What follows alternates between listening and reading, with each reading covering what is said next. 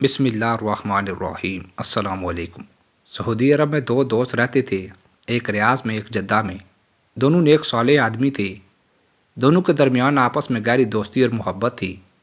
ریاض والے دوست نے اپنے بچوں کے بے حد اصرار پر ان کو ٹی وی خرید کر لا دیا۔ اب گھر والے ٹی وی دیکھنے لگے۔ کچھ دنوں کے بعد اس کا انتقال ہو گیا۔ اس کے انتقال کے بعد جدہ والے دوست نے خواب میں ریاض والے دوست کی زیارت کی تو دیکھا وہ تکلیف میں ہے۔ اس نے پوچھا کہ بھائی تمہارا کیا حال ہے؟ اس دوست نے جواب دیا کہ کیا بتاؤں، جب سے میرا انتقال ہوا ہے اپنے گھر والوں کو ٹی وی لا کر دینے کی وجہ سے اس وقت عذاب میں مبتلا ہوں۔ اب وہ تو ٹی وی دیکھ کر مزے اڑا رہے ہیں اور میں عذاب کے اندر مبتلا ہوں، اور میں ہی جانتا ہوں کہ میرا اس وقت کس طرح مصیبت کے ساتھ گزر رہا ہے۔ میں بہت سخت تکلیف میں ہوں۔ تم میرے گھر جا کر ان کو سمجھاؤ کہ کسی طرح گھر سے ٹی وی نکال دیں تاکہ میرا عذاب دور ہو جائے۔ اس دوست نے کہا کہ اچھا، میں تمہارے گھر جا کر ان کو سمجھاؤں گا۔ جب صبح آئی تو اس کو رات والا خواب یاد نہیں رہا اور سارا دن اپنے کام کاج میں مشغول رہا۔ جب رات کو سویا تو خواب میں پھر ریاض والے دوست کی زیارت ہوئی۔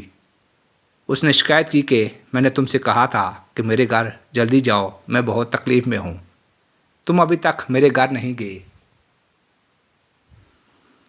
اس دوست نے پھر وعدہ کر لیا کہ میں کل صبح ضرور جاؤں گا۔ یہ جدہ والے دوست کہتے ہیں کہ دوسرے دن میرا ریاض جانے کا پختہ ارادہ تھا، لیکن پھر کوئی ایسا کام پیش آ گیا جس کی وجہ سے میں ریاض نہ جا سکا۔ جب رات کو سویا تو خواب میں پھر اس دوست کی زیارت ہوئی۔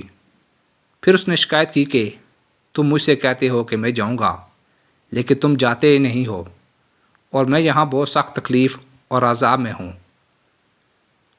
اس دوست نے وعدہ کر لیا کہ کل صبح ضرور ہی جاؤں گا۔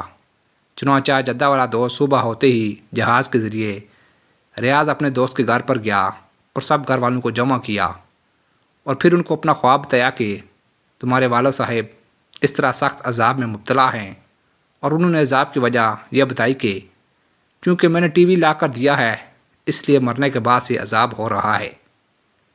میرے گھر والے تو عیش کر رہے ہیں اور میں عذاب میں مبتلا ہوں۔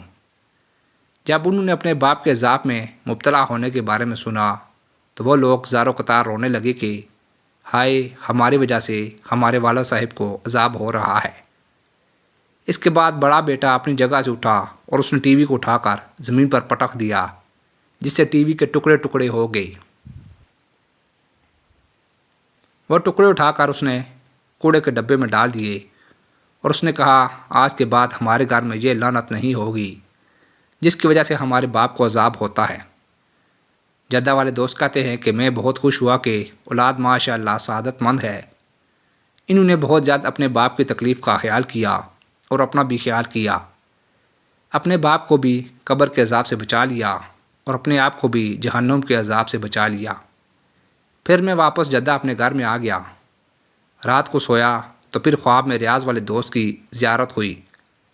اب جو دیکھا تو ماشاءاللہ وہ مسکرا رہا ہے اور حشاش بشاش ہے۔ میں نے اسے پوچھا کہ کہو کیا حال ہے؟ اس نے کہا کہ بھائی، اللہ تعالیٰ تم کو جزائے خیر دے، جس طرح تم نے میری مصیبت دور کی ہے اللہ تعالیٰ تمہاری مصیبتیں بھی دور فرمائی۔ جس وقت میرے بڑے بیٹے نے ٹی وی کو زمین پر پٹکا تھا اس وقت سے میرا عذاب بھی ختم ہو گیا ہے، اور اللہ تعالیٰ نے مجھے اس عذاب سے نجات عطا فرما دی ہے۔